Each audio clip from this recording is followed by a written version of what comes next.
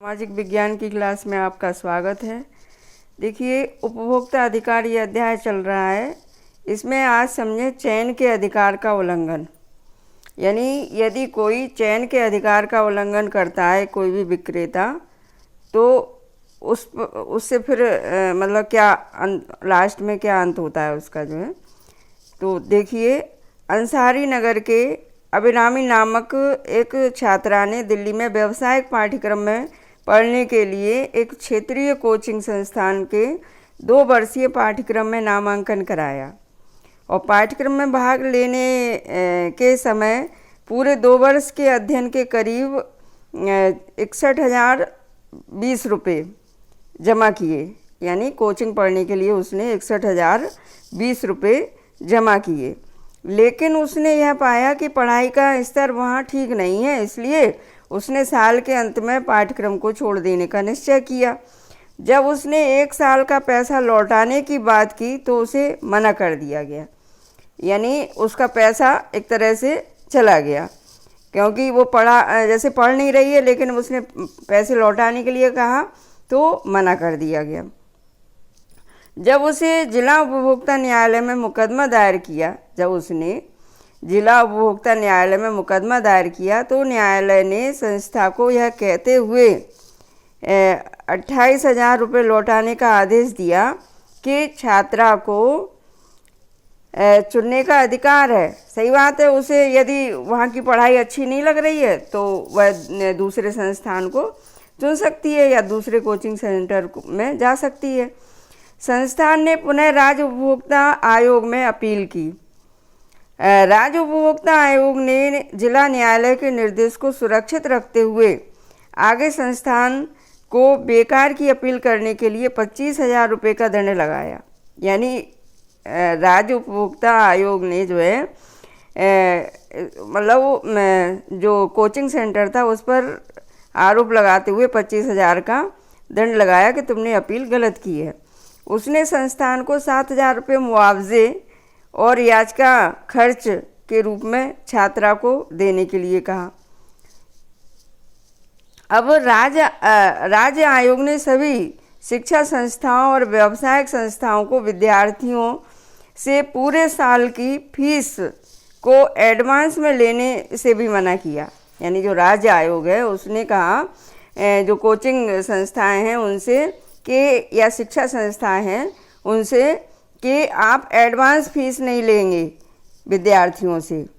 आयोग के अनुसार इस आदेश का उल्लंघन करने पर दंड शुल्क भरना पड़ता, मतलब यदि आप इस आयोग का उल्लंघन करते हैं तो आपको दंड शुल्क भरना पड़ सकता है और साथ ही जेल भी हो सकती है। तो इस तरह से इस घटना से क्या समझ में आया कि कोई भी जो है संस्थान मनमानी नहीं कर सकता और किसी भी उपभोक्ता जो कि किसी सेवा को प्राप्त करता है, कोई भी उपभोक्ता है यानी वो किसी की सेवा प्राप्त कर रहा है, चाहे वह किसी भी आयु या लिंग का हो और किसी भी तरह की सेवा प्राप्त करता हो उपभोक्ता, चाहे वो किसी भी आयु का हो, किसी भी लिंग का हो, मतलब स्त्री या पुरुष हो में से कोई भी, और वो किसी भी तरह की सेवा प्राप्त करता है तो उसको सेवा प्राप्त करते हुए हमेशा मतलब कहाँ से उसे सेवा प्राप्त करनी है इसको चुनने का अधिकार होगा। मान लीजिए आप एक दंत मंजन खरीदना चाहते हैं और दुकानदार कहता है कि वह केवल दंत मंजन तभी बेचेगा जब आप दंत मंजन के साथ एक ब्रश भी खरीदेंगे। अगर आप ब्रश खरीदने के इच्छुक नहीं हैं तब आपके चुने के अधिकार का उल्लंघन हुआ है। यानी आपके चुनाव के अधिकार का उल्लंघन हुआ है। ठीक इसी तरह कभी कभी जब आप नया गैस कनेक्शन लेते हैं तो गैस डीलर उसके साथ एक चूल्हा भी लेने के लिए दबाव डालता है और इस प्रकार कई बार हमें जो है उन वस्तुओं को खरीदने के लिए भी दबाव डाला जाता है जिनको हमें खरीदने की बिल्कुल इच्छा नहीं होती है और तब आपके पास चुनाव के लिए कोई विकल्प नहीं होता है। तो इस तरह से ये समस्याएं रहती हैं जो है। अब देखें इन बातों पर हम लोग विचार करके देखते हैं। जैसे यहाँ पर कुछ ऐसी वस्तुओं के लुभाने वाले विज्ञापन दिए गए हैं जिन्हें हम बाज़ार से खरीदते हैं, यानी बाज़ार में बिकने वाली वस्तुओं के विज्ञापन। और इनमें वास्तव में क्या कोई ऐसा विज्ञापन है जो सचमुच में उपभोक्ताओं को लाभ पहुंचाता हो, और इस पर विचार हमको करना है। देखिए, जैसे पहला विज्ञापन, प्रत्येक 500 ग्राम के पैक पर 15 ग्राम की अतिरिक्त छूट, ऐसा विज्ञापन में दिया रहता है। दूसरा, अखबार के ग्राहक बने, साल के अंत में उपहार पाएं। तीसरा, खुरचिए और 10 लाख तक का इनाम जीतिए। अगला है 500 ग्राम ग्लूकोज डिब्बे के भीतर एक दूध का चॉकलेट। अगला, पैकेट के भीतर एक सोने का सिक्का। इस तरह के, ये अभी दीपावली का टाइम चल रहा है, इसमें इस तरह के ऑफ़र, इस तरह के विज्ञापनों में अंदर उपहार आपको सुनने में मिलेंगे। 2000 रुपये तक का जूता खरीदें और 500 रुपये तक का एक जोड़ी जूता मुफ्त पाएं। इस तरह के जो है विज्ञापनों में ऑफ़र रहते हैं, यानी कुछ और ज़्यादा लाभ देते हैं वो। अब इन उपभोक्ताओं को न्याय पाने के लिए कहाँ जाना चाहिए? रेजी मैथ्यू और अभिरामी के प्रकरणों को पुनः पढ़ें, जो पिछले अध्याय में दिए जा चुके हैं। ये कुछ उदाहरण हैं जिनमें उपभोक्ताओं के अधिकारों की अवहेलना की गई है।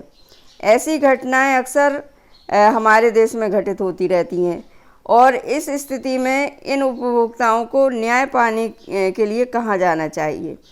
उपभोक्ताओं को अनुचित सौदेबाजी का शोषण के विरुद्ध, यानी अनुचित सौदेबाजी के विरुद्ध जो है, और या शोषण के विरुद्ध क्षतिपूर्ति निवारण का अधिकार है, यानी उसको क्षतिपूर्ति मिलनी चाहिए। यदि एक उपभोक्ता को कोई क्षति पहुंचाई जाती है तो क्षति की मात्रा के आधार पर उसे क्षतिपूर्ति पाने का अधिकार होता है, और इस कार्य को पूरा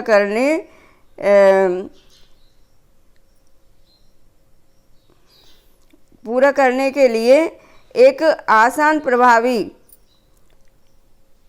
जन प्रणाली बनाने की आवश्यकता है। उपभोक्ता उपयुक्त उपभोक्ता केंद्र के सम्मुख अपनी शिकायत दर्ज करा सकता है। स्वयं किसी वकील के साथ अथवा वकील की सेवा के बिना आप यह जानने के लिए इच्छुक होंगे कि कैसे एक पीड़ित व्यक्ति अपनी क्षतिपूर्ति प्राप्त करता है। अब हम श्री प्रकाश के मामले को लेते हैं। इन्होंने अपनी बेटी की शादी के लिए अपने गांव एक मनी ऑर्डर भेजा, और उनकी बेटी को जब इस पैसे की ज़रूरत थी तब पैसे नहीं प्राप्त हुए, यहाँ तक कि महीनों बाद भी पैसे नहीं पहुँचे। प्रकाश ने नई दिल्ली के एक जिला स्तर के उपभोक्ता अदालत में मुकदमा दर्ज किया, और उन्होंने जो कदम उठाए सभी विस्तार से नीचे दिए जा रहे हैं। ये प्रकाश को यह पता चला कि रुपए उसकी बेटी को नहीं मिले।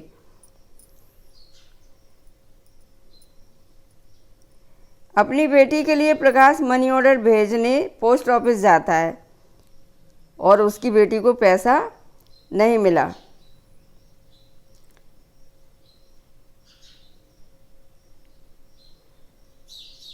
प्रकाश ने पोस्ट ऑफिस में मनी ऑर्डर के बारे में पूछताछ की कि पैसा आया कि नहीं आया।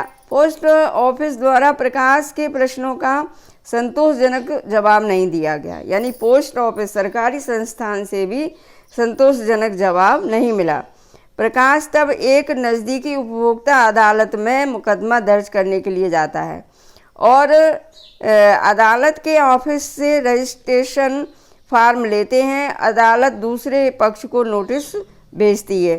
जब ये अपनी एप्लीकेशन लगा देते हैं तो दूसरे पक्ष को, यानी पोस्ट ऑफिस में मतलब नोटिस भेजती है अदालत। प्रकाश क्षेत्रीय उपभोक्ता संरक्षण परिषद में सलाह लेने के लिए जाते, मतलब उन्हें ये एक ऑफिस है जहाँ से उन्हें उपभोक्ता शिकायत केंद्र, वहाँ से उन्हें जो है, वहाँ से सभी लोग जो है इस तरह की यदि कोई समस्या है तो सलाह ले सकते हैं। तो इस तरह से सलाह लेकर के वो जाते हैं और मुकदमा दर्ज कर देते हैं। वे अदालत में मुकदमे पर स्वयं बहस करते हैं। अदालत के जज दस्तावेज़ों का सत्यापन करते हैं और पीड़ित पक्ष तथा दूसरे पक्ष दोनों की दलीलें सुनते हैं। जज जो है अदालत का फैसला सुनाते हैं। तो इस तरह से ये मुकदमा चलता है। भारत में उपभोक्ता आंदोलन ने विभिन्न संगठनों